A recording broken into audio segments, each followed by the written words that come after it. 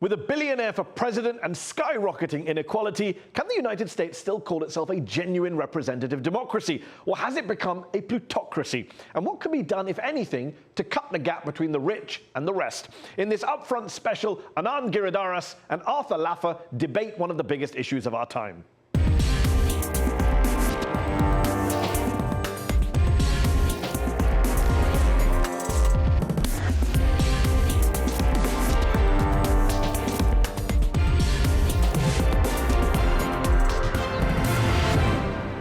Inequality in the United States has been rising for decades and has now reached levels not seen since before the Great Depression. In fact, the US has a greater share of wealth and income going to the top 1% than any other country in the industrialized world. So, does the growing number of billionaires pose a threat to democracy and to the economy? Or is this just the politics of envy? Do the super rich actually play an important role as employers, as taxpayers, as philanthropists? And what is the best way to address this growing inequality? Joining me to debate this are Arthur Laffer, creator of the famous Laffer curve, former economic advisor to President Donald Trump, and co-author of the book Trumponomics, Inside the America First Plan to Revive Our Economy, and Anand Giridharadas, editor-at-large for Time magazine and author of the book Winner Takes All, The Elite Charade of Changing the World. Gentlemen, thank you both for joining me on UpFront. Pleasure. Thank you for having me. Arthur, let me start with you. You've heard the statistics, you've seen them. The top 10% of Americans now make more than 9 times as much as the bottom 90%. The 3 richest people in the US own as much wealth as the entire bottom half of the population. How concerned are you by all of this? I'm very concerned about the bottom portion. I am not concerned so much about the top portion at all. I mean, I'd love to eliminate poverty in the US. I'd love to raise incomes of the lower income groups, but I'm not one who wants to cut down the rich. I mean, I think income inequality is very clearly here. There's no question of that. And growing. Well, it's growing in my mind because of so much growth of government, and that's really what's caused a lot of this inequality, and the markets are much larger, et cetera. But I'm very worried about low-income groups and making them better off. That's why I wrote enterprise zones and all this, to bring the low into the run. But the gap doesn't bother you? But the gap is not the issue. The gap is, is really the bottom I'm really concerned about. Anand, the gap is not the issue, it's the bottom. You know, I think the 80s called and want their ideas back. We are now at a point, a crisis point, I believe, on inequality in American life. And I think where the new thinking is, to talk to the smartest people who are studying what the problem now, there's an understanding that you can't fight poverty without dealing with what those at the top have done to engineer that situation. So let's talk about a couple of things. If you use your outsized political influence through donations and lobbying to push for tax cuts, things like the Trump tax cut, as you know, most of the benefits flowed to the top. Tax cuts that you were involved with in the Reagan years in the 80s. And the 1% doubles its share of income, right? And you start to see, wages stagnate, et cetera, et cetera. You start to see people, who run a company like Amazon, own a company like Amazon, become the richest person in the world, while workers at Amazon are peeing in a bottle because the company doesn't give them enough break time in the relentless drive for productivity. I think you start to see that the people down below are not down below because they happen to be down below. They're down below because someone is actually standing on their back. And I think the new thinking now is that we actually have to get people off people's backs. We have to understand the mechanisms, which we can talk about today, about what are the ways in which people are standing on people's backs. But this old idea that you can lift people up without dealing with what those on the top are doing and without bringing them down a few pegs. And I'll bring Arthur back in. Just one quick question, just to get a principle where we all stand on principle. If it's on principle, if everyone is getting richer, but some are getting richer faster than the rest, is that a problem for you? That's not what's been happening. But I'm just on principle terms. Sure. I mean, I would need to know the rate of each. If people at the bottom are getting richer at a faster rate, that would be even better. But the reality is the average income in 1979 in this country for the bottom half of Americans was $16,000. After 40 years, pretty amazing things happened in the last 40 years. The internet genomics revolution, you know the story. The average income for that bottom half is now $16,200. It takes a tremendous amount of rigging to have as much new stuff as has been invented in our lifetime and have it not benefit the bottom half of America. We're going to talk about the rigging a little bit later in the show, but Anand's making a point that you cannot deal with poverty unless you deal with the gap. You disagree with that? I disagree with that totally. Why? Oh, because you don't think rich people need to be made less powerful in order for justice to be done in America today? No, I mean, I don't know what by less powerful means. Less politically influential? But let's start with that one. Let me put it this way. The thing that I think of most for helping the low income is the Jack Kennedy quote, the best form of welfare is still a good high-paying job. And job creation, job growth, and income growth, I think, is the best way of really helping the poor. How do you deal with, okay, so how do you deal with studies? 80s music now? Well, come on, I'm an 80s guy. In fact, I was born in 1940. We're both from Cleveland. We both go to the same schools. I want to ask a question because it's important. Yes. I just want to deal with this gap first before we get into the love the details. 80s, don't Because you? the gap is important. We all love the 80s. Let's agree on that and The move on. music is good. The economic ideas were bad. So just wonderful. the gap, Arthur, has an impact on people's lives. The richest 1% in the United States live up to 15 years longer than the poorest 1%. Yes. The gap matters. Life expectancy in the United States varies by more than 20 years, let me just say depending this. on where you live. But let me just say, income matters. You're an academic. Income matters a lot. Not just income, the gap. No, income the gap. buys life. I mean, it buys all It's sorts the gap, though. It's not about this. The gap. The gap matters. People don't- don't like living in a society. It affects their health. It affects their spirits. It affects their mental, emotional. You know the studies that have been done. Well, You're an academic. I've never known a society that doesn't have large income gaps. I mean, it's been with us for centuries and forever. But the truth of the matter is, income does get you better health care. Income does get you more job satisfaction. That's very true. That's why I want to see the poor get more income. That's exactly the reason. If they get more income, they can get better health care, they can feel more job satisfaction. That's why I think the problem really is, how do we make the poor richer? But the research, for example, by Kate Pickett, Richard Wilkinson, and the Spirit Level and other studies suggests that even if you raise the incomes, as long as there's a massive gap, society will have problems I do not believe with drug addiction, with crime, now, with drug health addiction care. is a very wealthy man's game, too. Okay. Arthur, you're missing a very fundamental point. So you were born in the year 1940, is that correct? Ooh. Is that correct? You've done your work. Yes, I sir. always do. 1940. So people born in 1940 in this country, Yes. at the top of the upper middle class, or top of the lower middle class or the bottom of the upper middle class, 10th percentile, 90th percentile, shared a 90% chance of realizing the American dream. Whether you're top or the bottom, 90% chance out-earning your parents, doing better, right? Yes. People born in my decade, the 80s, because in many ways of policies that you were involved with in the Reagan era. So this is where we disagree. But this is where we disagree. Let him finish one, then you. People born in 1984, for example, maturing into adulthood today, if you're at that top, that upper middle class level, your mobility has gone down from 90% to 70. Still good. You still have a better than average shot of out-earning your parents. People born at that 10th percentile level, at the lower middle class, now have a 35% chance of out-earning their parents. And I think it is a fantasy to suggest that that was not an engineered consequence of policy.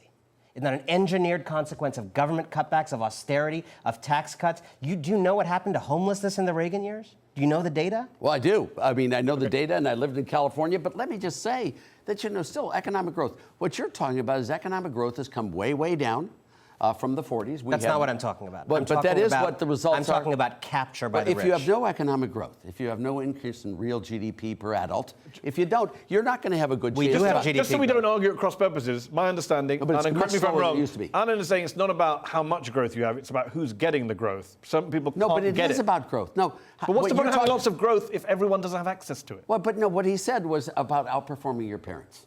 Now, that is not a relative thing. Your parents were there, you're here. It's a time-separated thing is what we're talking about. Now, when you talk about time separation, the real key here is economic growth, and we have had very slow economic growth. No, it's not. You're wrong. We're But how talking can about that the be wrong decline when in social we've had mobility. a huge decline in real GDP per adult. Detrended has declined enormously in the last 20-some years. Corporate profits have gone up in this That's period. true. The income of affluent people has gone up, and wages have stagnated. Productivity, the famous graph that you know, productivity has gone up in the period we're talking about. Somehow the workers generating that productivity captured none of that in wages. If I can put just to respond, I mean, we created what? A huge number, 20 million jobs during Reagan era. These people had no income before, and all of a sudden at the end of Reagan, they had 20 million more had income that they never had before. But are you denying that it was the Reagan tax cuts, it was the 1980s, Margaret Thatcher in the UK, Ronald Reagan in the United States, which created this explosion of inequality? No, I think it was created the explosion of growth in income, jobs for the poor, the minorities, the disenfranchised, people who had heretofore never had jobs, now have jobs. You don't say saying to rich people, you can keep way more of your money. The question doesn't is, help them capture far more. But Mehdi, I want to live in the candy land of your mind, but the reality is... Can I say something Please. here? I mean, a lot of this has been brought about by government because of lobbying and all this stuff, that they've gotten all the tax shelters. Who lobbies? Warren Buffett. He pays Only him? $8 million in taxes with $13 billion in income, 6/100ths of 1% of his income in taxes, because we don't have a low-rate, broad-based flat tax like Jerry Brown proposed. And I was Jerry Brown's economist who wanted to get rid of all federal taxes and have 2 flat-rate taxes, one on business net sales and one on personal unadjusted gross income, 13%. On the subject of taxes, Anand, what would you like to see happen to taxes to try and tackle this problem, if at all? I think what is very exciting about the Democratic primary that's happening now, which feels to me like a way more open conversation where the full spectrum of ideas can be represented, you have some very interesting tax proposals with surprising degrees of popularity in this country. So the Warren wealth tax is a fascinating idea. 75,000 families alone would be touched by that wealth tax. This is Senator Elizabeth Warren's plan to bring in a 2% wealth tax. 2% on assets over $50 million, and only that which is above 50, 3% above $1 billion. Only that's above $1 billion. Touches only 75,000 families. And this is a person who is a very strong economist doing this work. You can fund universal daycare on that. You can fund a massive effort on free college around that and still have money left over. That's an interesting idea. AOC has a 70% marginal rate proposal. Congresswoman Alexandria Ocasio-Cortez. Thank you for doing that. Global audience. Right, exactly. I think that's an interesting idea. I think we're going to have to sit and look at all of these and maybe not do all of them at the same But time. you're sympathetic test them to out. these ideas. But I think these are the kinds of ideas directionally that we should have. Why can't we have an honest reason? One of the reasons we're doing this show is because we'll have this discussion. Why can't we have an honest conversation about tax rates and about what the rich pay without some people on the right getting hysterical? So when Alexandria Ocasio-Cortez suggested 70%, it dominated the news. And we had one of your friends, Grover Norquist, a low-tax campaigner, comparing it to slavery. We had a prominent Republican congressman suggesting that she was trying to take 70% of people's income. She's not, is she? Just to be clear. You understand marginal tax rates, right? I do. She's only saying 70% on every dollar over $10 million earned. How can anyone be against? Look, I'm not Why do you need more than $10 million of income? Why can't you spare 70% Can I on get every... a sense? Please. Yeah, I'm not here to defend Grover Norquist or anyone else. They're wrong. The AOs. The key They're here wrong to compare a 70% top rate of tax to slavery. I do think that's wrong. Okay. Yes, I do. And what's I also wrong with think, that idea? Now, let's just because get into the idea I itself. don't think the 70% is what people pay. I don't think it is what they pay. What they do is when you because we don't have but it. when you have a tax rate of 70%, you're going to spend 70% of your time trying to reduce your tax burden and 30% of your time trying to work, because it's where you allocate the resources. But let me finish. And when you do that, you get all sorts of people trying to use lobbyists, gamesmanship, all this chicanery with government to do that. Go ahead. I'm sorry, Anand. You're famous for the Laffer curve, but Laffer. I'm afraid you're turning it into the Laffer curve. That's okay. I've not heard it before. Because the reality is, we tried the idea of cutting taxes and unleashing growth. We tried it. We now know. Serious people agree on this. That it allowed the 1% to double its share of the nation's income. Can I respond? It allowed billionaires in so many ways. Anand, you're completely wrong on the facts, on the research. But I'm going to finish nonetheless. Well, it allowed billionaires to monopolize the American dream. And it has, I don't know how much time you spend out there actually talking to regular people in the country. I've been in Indiana, Iowa, Pennsylvania, Ohio, Nevada recently in the last few weeks talking to people. I will tell you, when you actually go into real situations and say, what's your job? What happened in your job? How was your job 30 years ago? What happened now? How much does your farm make? What's going on? What's the union situation?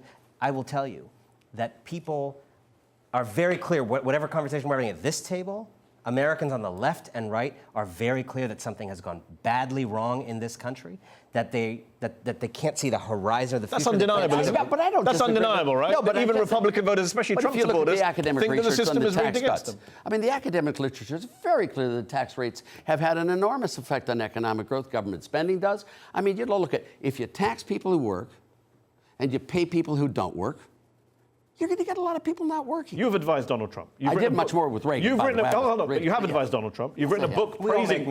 You've written a book praising Donald Trump's economic policies called Trumponomics. Yes, very much His so. tax cuts. 60% of the benefits of those tax cuts last year went to the top 20%, and in the coming decade, the top 1% are going to get 80% of the benefits. You're so wrong.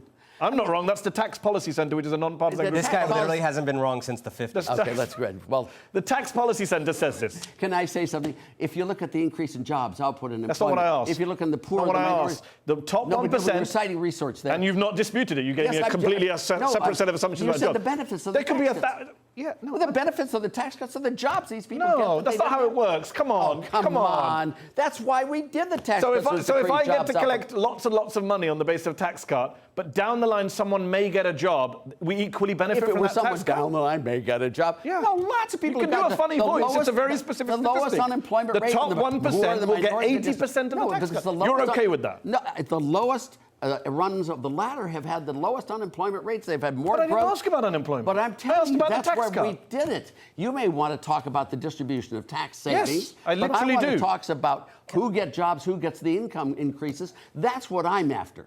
Now, you can be after the distribution. Even if they're of badly paying jobs, people in America, job better than no job if they don't Well, want to take it. hold They on. don't have to. Maybe for you in a nice suit sitting here, it's better than no job. But I will tell you, I don't. Do you get out there and actually talk to people? I do all the time. Right. And I've been doing it for a lot more years than you guys. Just joking. I was in utero. Look, the reality is, a lot of these jobs you talk about are increasingly contract jobs rather than jobs with any kind of security. They're gig jobs for young people. All the indicators around home ownership down, entrepreneurship down. We think we live in this startup age. No, young people are about half as likely to do a startup today as they were when you were architecting the policies that resulted in this situation. And Proudly. if you continue, it doesn't matter if you do it personally, but if we continue to cling to this idea that simply leaving business people alone in an era in which so many people have started to feel that the American economy doesn't work, to your point, that actually, if you think about how Donald Trump ran as opposed to what he did, there was a two-party consensus in the 2016 election, a milestone in American history, where both parties, both contenders, ran against the role of financial capitalism in screwing American communities. Okay, that is the new consensus. Let me just, we've got to move on. Quick question to you, Anand. You've written a lot about philanthropy too. A lot of rich people would say, justifiably so, that we're doing a lot of good work with our billions. The Bill Gates, the Warren Buffetts of this world would say, we're helping fight malaria. We are helping build hospitals. There's a Zuckerberg hospital, I believe, in San Francisco. What do you say to them when they make that point that we're not just innovating, as Arthur and some on the right would say, and creating jobs, we're also doing a lot of good deeds with this money that others aren't doing? You know, philanthropy is trickle-down economics with a cherry on top. I mean, all of these super mega billionaires, many of whom I did this reporting with, have foundations and give huge amounts back. And what is so remarkable about it is, as the philanthropy has grown and their do-gooding has grown, the inequality has grown. And so the question is, what's the relationship between these two things? And I think the argument and conclusion of my book through reporting is that this extraordinary elite generosity that marks our time is actually how we maintain a system of extraordinary elite hoarding. Can I answer that? I mean, Please. This is exactly correct. What you're talking about is exactly what you've got is for 501c3s, you get a deduction there, which reduces your adjusted gross income by 30% of the amount you gave to taxable income. And these guys have using this all the time to avoid taxes. And you give please let me just give you one more fact. Please. You have no capital gains taxes on unrealized capital gains. If you give away a dollar stock that's now worth $100, you get the full benefit of the 100. You don't get any of the tax. This is fraud of the first order because of the tax, because Arthur, of the lobbying of these people. Arthur, let me ask you this question. Right. When you see, a lot of people saw what happened in France recently, with Notre Dame Cathedral. They raised, billionaires in France raised $1 billion, I think, in the space of 2 days to help restore that cathedral. A lot of people, again, on the left and the right, will say, so in 2 days, you can raise $1 billion when you want to for something you want to spend on, but then you claim you can't afford to pay the taxes, or it's going to hamper your business, or it's going to stifle your innovation. Surely that undermines the idea that if you raise taxes on the rich, they're going to all run away or collapse. You're totally right. I think it is you can give away $100 and really lose something like $9.87 because of all the tax benefits you get from that. You shouldn't have that. If you give away charity, you should give it away in after-tax dollars. That's the way it should be done. That's what I did with Jerry Brown. We have a low, broad-based flat tax of 13%, period. No deductions, no exemptions, no exclusions. And then Warren Buffett would have paid, instead of paying $8 million, he would have paid $1.6 billion. But now we didn't do it by rates because, frankly, he doesn't pay those tax rates. But just to push the point a little further, if we did a wealth tax, if that money is in fact lying around, they'd get around it too. Hold on. If we did a wealth tax, and let's say we found a way to enforce it, do you truly think if we tax fortunes north of $50 million or $1 billion, many of the people I reported on, many of them, I will tell you, do not think America would be in trouble. Many of them, they don't want it to happen, but many of them will tell you privately they think America would be better off on the other side of it. They're not going to agitate for it. Do you really think America would be worse off if we taxed those fortunes? Versus, and that's just as a standalone? Or what do you do with the money? Or do you lower other taxes? No, you can do various things with the money. You can do universal daycare. That's the proposal on the table. You could do free public colleges. I think America would be a lot worse off with a 2% flat. I mean, let's imagine. No, a 2% wealth tax. Can I give you an example? No, we're running out of time. I need to ask this question. 5%, 2%. One of the things is it's going to be very difficult to do that, right? When Bernie Sanders, a self-declared socialist, who's I think second in the polls right now in the Democratic primaries, when he says he wants to break up the, quote, oligarchy in this country, number one, is that an accurate description? Number two, can he do it? Is it possible to do that? I think we do live in a functional oligarchy, and I think that's something that Americans need to understand, because whether you're on the left or the right, I actually don't think that's our self-image. I think our self-image is a place where everybody ends up where they end up according to how hard they work. And the reality is, in the OECD, the rich countries, America is basically last at social mobility. We are actually the place least likely in the rich world. And so it is an oligarchy. And Arthur, you're on the right of the spectrum. I'm an economist. I'm not on the right in social. Okay, I'm going to put you on the right of the spectrum. But can you from where you're sitting, blue suit and a from red where tie. you're sitting, do you accept that America has become or is becoming an oligarchy, as Anand says, as Bernie Sanders says? I think influence has never been more prevalent than it is today. And that's the real power of the rich in politics. The power of a lot of groups in politics. No, the rich. We're talking about the rich as well. But I'm talking about specifically the rich. Well, to pin you down here. The rich are more important today. I mean, Goldman Sachs is more important than it's How been. would you briefly cut down the power of the rich in the U.S. I would do a low-rate, broad-based, flat tax the way Jerry Brown proposed. We went from that would make the rich less rich. Oh, much less rich. I thought you didn't want to make them less rich. That's what we opened the show. You No, said you're fine with them being less rich richer. in the sense they're paying more taxes. That's your But they're definition. still rich. But they'll still be able to pick up the phone to senators and governors. They still have the ability to fund certain politicians. That's not going to change, is it? And that's still going to upset a lot of Republican and Democratic voters in Pennsylvania, etc. Excuse me, I don't know of in any society where you don't have the more powerful. Agreed, but in America it's worse than other societies. That's the point. You don't think the amount of money in our politics... Can I get a word in? Please. One is, if you looked at the OECD studies of Elizabeth Warren's 2% wealth tax, you've seen that there were, 13 or 14 countries that tried it. Now there are only 4, and they've had With respect, we moved on from that. I'm asking about the power of the rich right now. That's fine. You don't think the tax will work. I'm asking how you would reduce the power of the rich in the U.S. reduce political the power system. of the rich by not having tax codes in their way. And I'd do it by a low-rate, broad-based... But they would still be rich, according to you. Yeah, but they wouldn't be... Therefore, they would still have control over the political system. No, but they wouldn't be able to influence the tax codes, which is where the rich really get their power. You know, the way the rich companies get their power is by lobbying government and having government as their biggest... they look at the Washington offices of all these firms and all these rich people. That's where the problem lies. So your solution to oligarchy is cutting taxes for rich people? Is that fair? No, mine is to have a low-rate, broad-based flat tax. Lower rate than their current rate. Is that fair? But no, but just to pin you down. The rate would be much higher on their income, but it would be lower statutory rate, but there would be no deductions, exemptions, or exclusions. And I want to end on a political question, not a question about tax rates. You've advised Donald Trump. And I advised Jerry Brown, and we went from 8th in the You race. regret advising Donald Trump, by the way? No. Okay, so on that Do you note, feel you have anything to atone for? What? Do you feel you have anything to atone No, I for don't. Not in in supporting the most economics. dangerous president in American history? It's before we start a whole new discussion, I which we think have he did a discussed great on this job in show. the economy. I think Donald Trump did a great job in the We're running economy. out of time. Just to bring it back to the subject. Bring me back to the topic. Donald Trump ran, as Anand pointed out, saying, I will take on special interests. I will drain the swamp. I will stop Goldman Sachs. I will stand against the banks. I will stop the rigged economy. I will speak for you. And then he assembled the richest cabinet in history, filled his administration with Goldman Sachs personnel. Was that a betrayal of white working class voters in I those will places? speak for you, is what you just said. And I think he has spoken He also for made them. specific pledges about Goldman, about billionaires, about bankers. The facts of his You don't think there are too many cabinet rich people in his cabinet? No, I don't think so. I don't think there are too few either.